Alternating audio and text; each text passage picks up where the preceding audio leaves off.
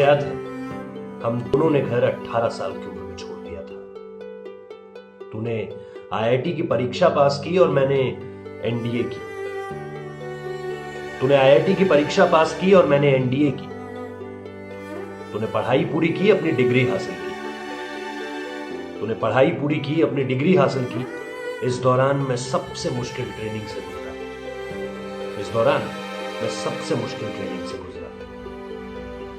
तेरा दिन 7 बजे शुरू होता और 5 बजे खत्म हो जाता। तेरा दिन 7 बजे शुरू होता और 5 बजे खत्म हो जाता। मैं 4 बजे का जागा, फिर 9 बजे घर लौटता। मैं 4 बजे का जागा, फिर 9 बजे घर लौटता। तुझे कॉन्वोकेशन में डिग्री मिली, मुझे पीओपी के बाद तुझे सुरक्षित रखने की जिम्मेदारी। तुझे कॉन्वोकेशन में डिग्री मिली, मुझे पीओपी के बाद तुझे सुरक्षित रखने की जिम्मेदारी। बेस्ट कंपनी ने तुझे चुन लिया बेस्ट पैकेज के साथ। बेस्ट कंपनी ने तुझे चुन लिया बेस्ट पैकेज के साथ। मुझे आदेश मिला अपनी कंपनी और पलटन से जुड़ने का, पूरी निष्ठा कर्तव्य के साथ। तुझे नौकरी मिली, तुझे सिर्फ नौकरी मिली, मुझे जीने का एक नायाब तरीका। तुझे नौकरी मिली, मुझे जीने का नायाब तरीका। हर शाम से मिलता, मैं बस दुआ करता कि जल्द उन्हें देख सकूं। मैं बस दुआ करता कि जल्द उन्हें देख सकूं। तू हर त्योहार हर रंग रोशनी के साथ मनाता। तू हर त्योहार हर रंग रोशनी के साथ मनाता। मैं इन बंकरों में अपनी पलटन संग अपनी पोस्ट सजाता।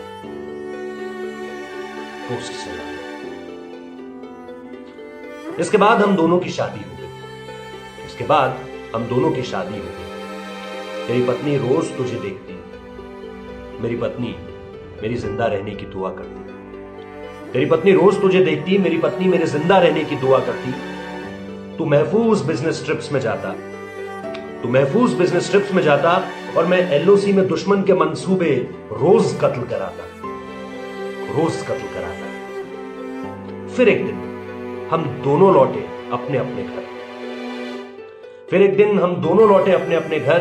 दोनों की पत्नियां रो रही थी। तूने गले लगाकर उसे चुप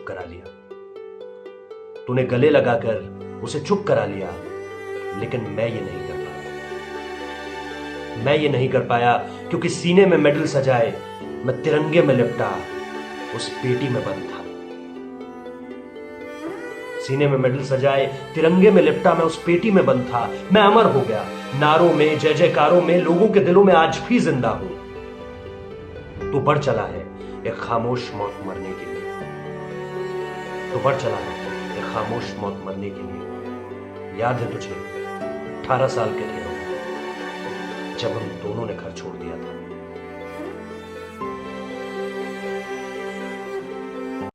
पुलवामा में जो कुछ भी हुआ उसको लेकर, आतंकवादियों के उस कृत्य को लेकर आपके आक्रोश को मैं समझ सक रहा हूं। यहां महाराष्ट्र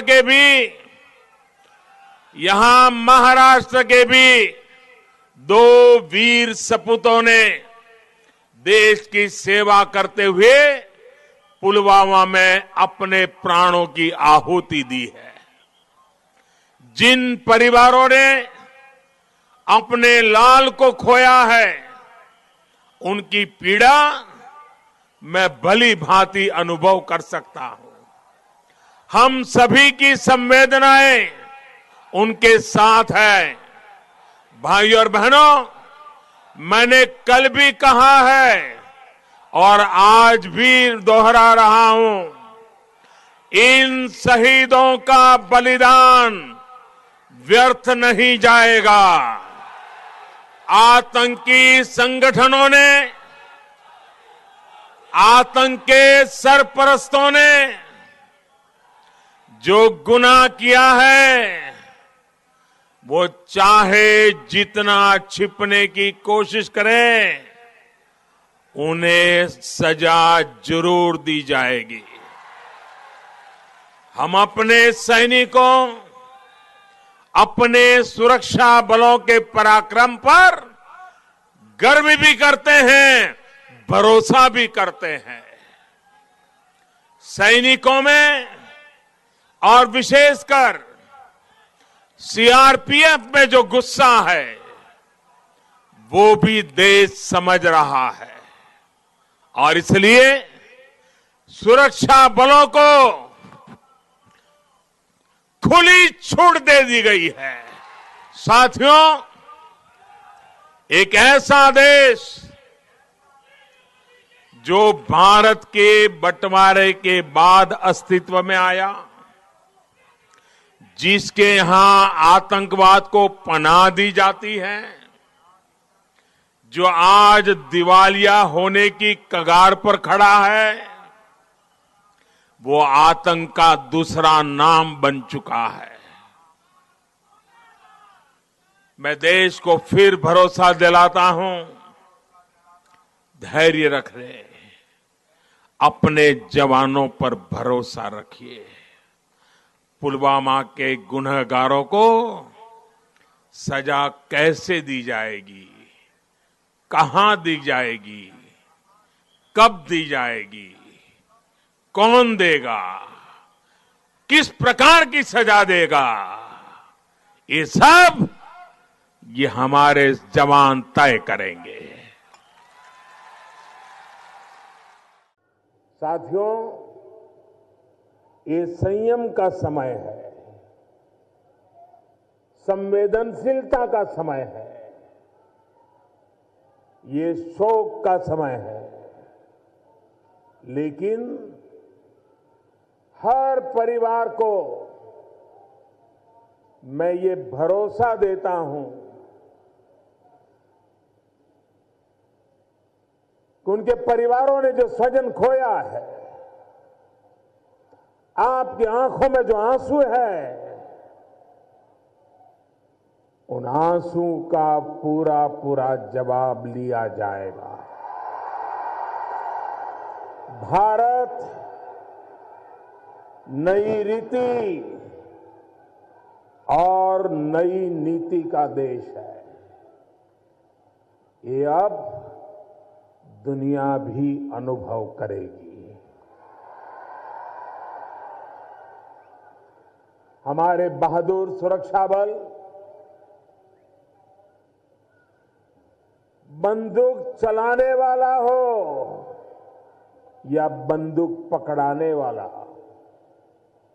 बम दागने वाला हो या फिर बम देने वाला हो, किसी को चैन से सोने नहीं देंगे।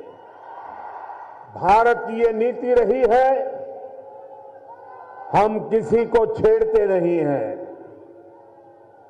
लेकिन मैं फिर साफ कर दूं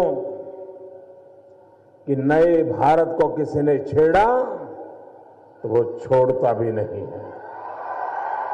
ये हमारे सुरक्षा बलों ने पहले भी कर दिखाया है और अब भी कोई कसर छोड़ी नहीं जाएगी।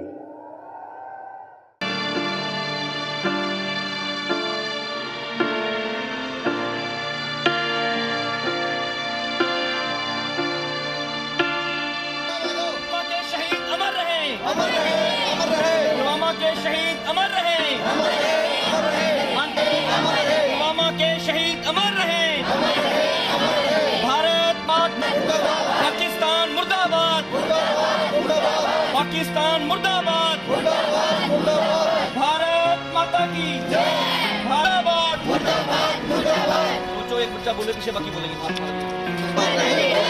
भारत माता की आतंकवाद मुर्दाबाद, आतंकवाद मुर्दाबाद, पाकिस्तान मुर्दाबाद, आतंकवाद मुर्दाबाद, पुलवामा के शहीद